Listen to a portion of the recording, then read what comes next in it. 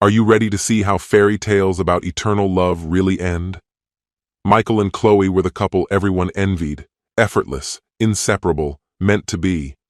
But love has an expiration date when only one person is fighting for it. She wanted to find herself, while he clung to the wreckage of what they once had.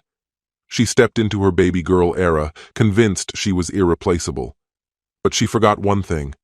Nobody stays desirable forever. This isn't a story about heartbreak. It's a story about a man who walked away and made her regret every second she took him for granted. Hello, my friend. I'm so glad you stopped by my channel. If it's your first time here, don't forget to subscribe and like this video, as every like truly inspires me. Please tell me which city and country you watch this video from. Now, let's get started. My name is Michael. Once, we were the kind of couple people envied, the kind whose connection seemed unshakable, as if fate itself had written our story. Being together felt effortless, as though we had always been meant to find each other. Late-night drives, conversations that stretched until the early hours, we were completely wrapped up in one another. When we got married, it wasn't a leap. It was the natural progression of something that had always felt right. We had grand plans, traveling the world, building a future side by side, and maybe, one day, starting a family. For a time, it seemed as if everything was unfolding just as we had imagined. But life has a way of shifting beneath you when you least expect it. I poured myself into my work, determined to turn my business into something real, something worth the sacrifice.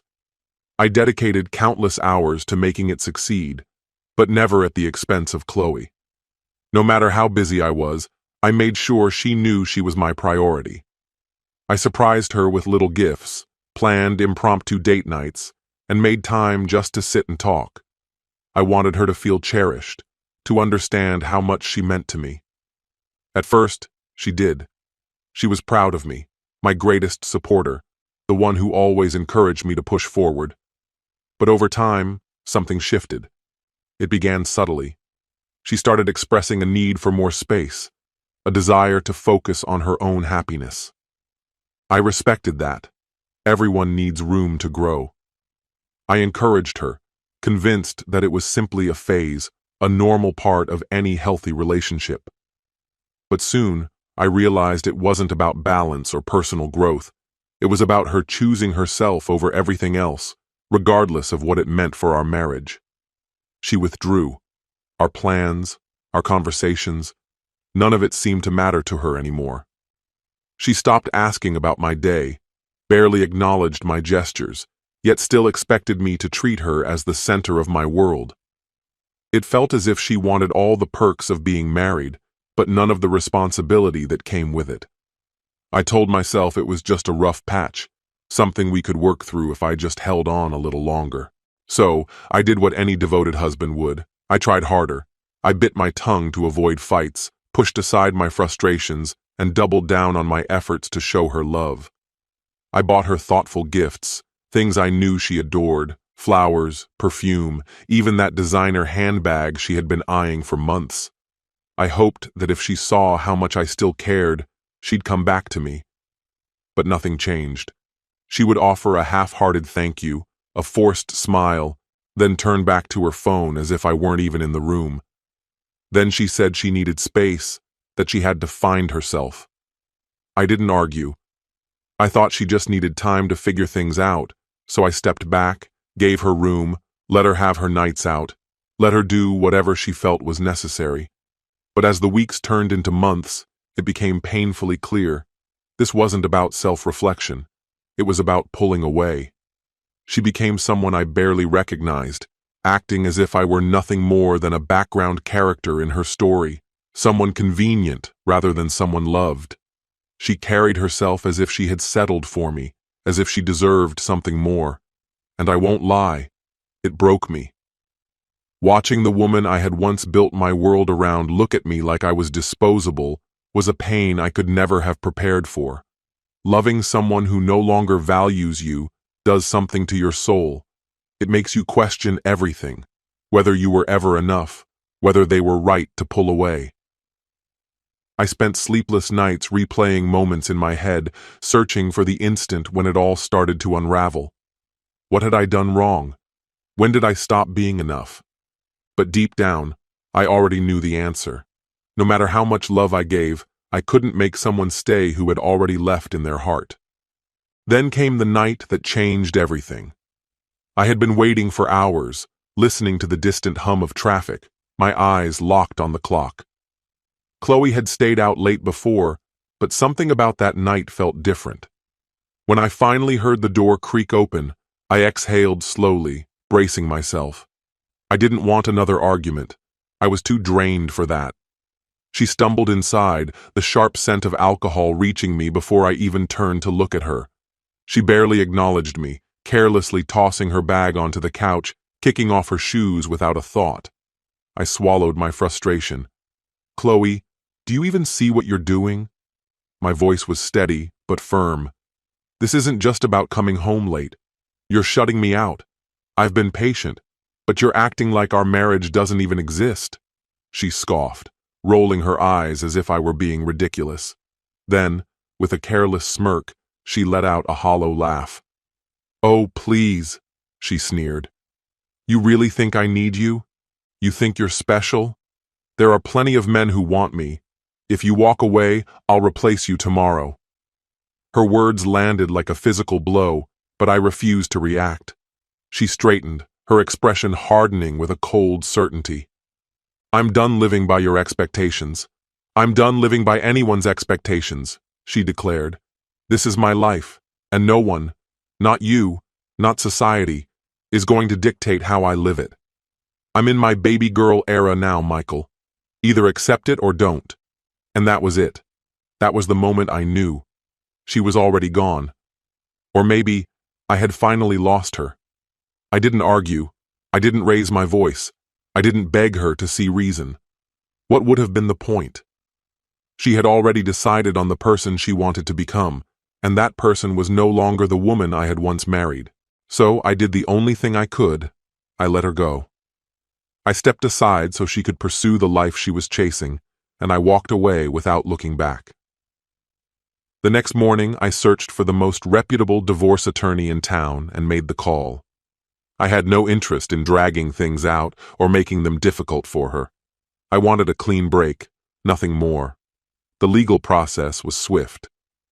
Since we had no children and I had no desire to haggle over assets or belongings, the settlement required little effort.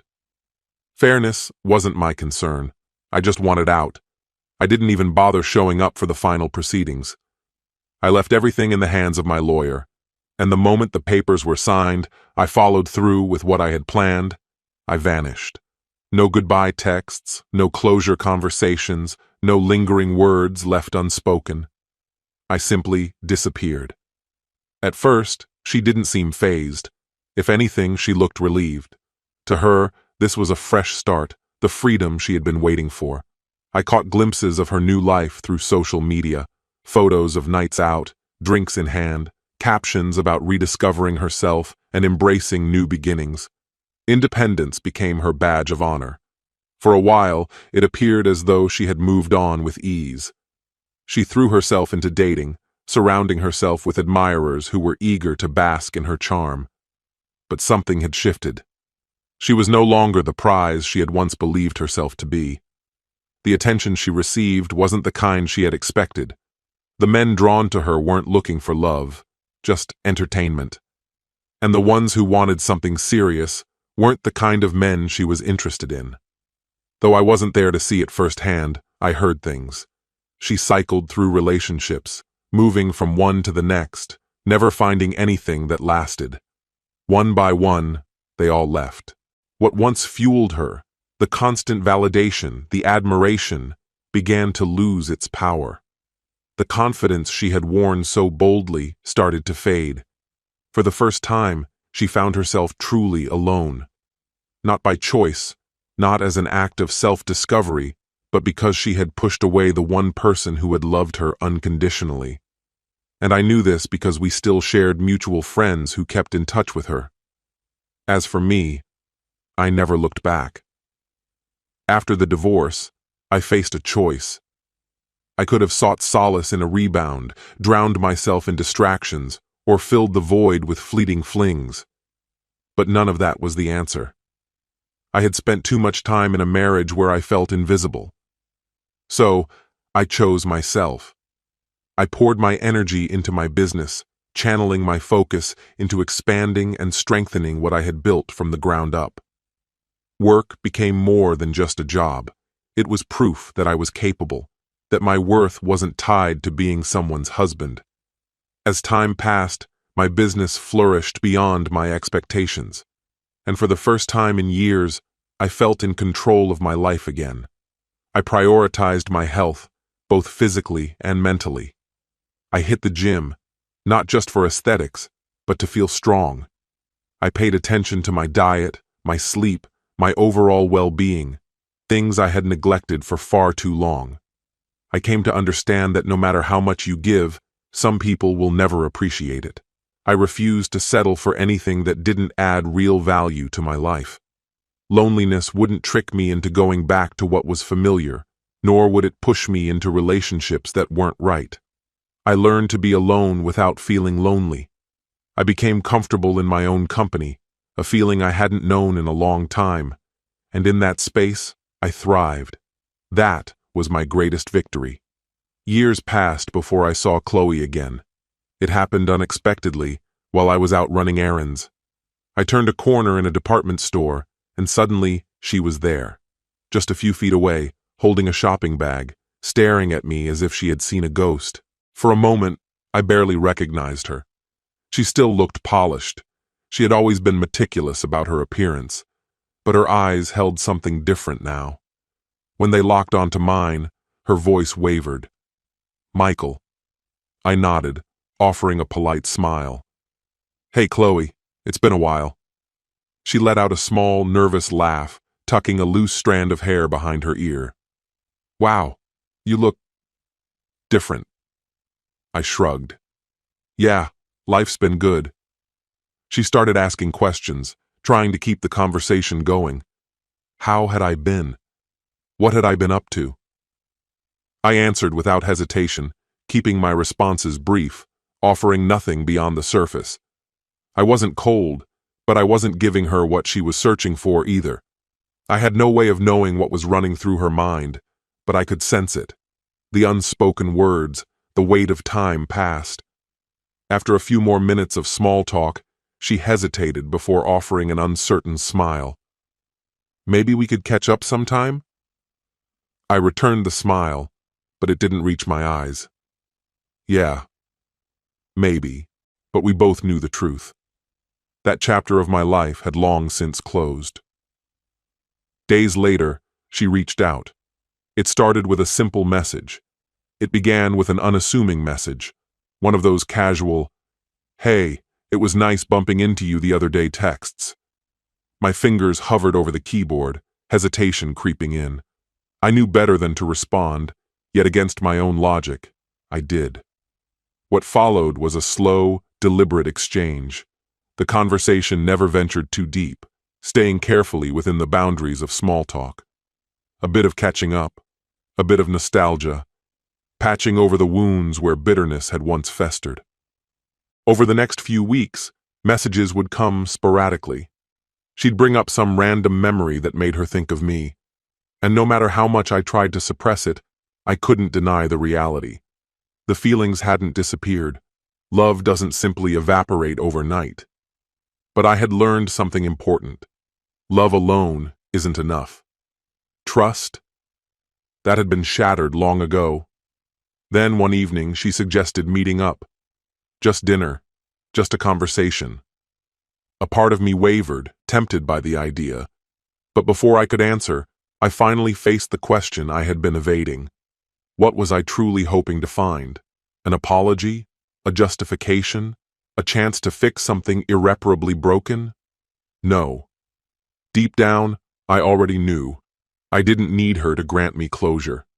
That was something only I could give myself. So I declined.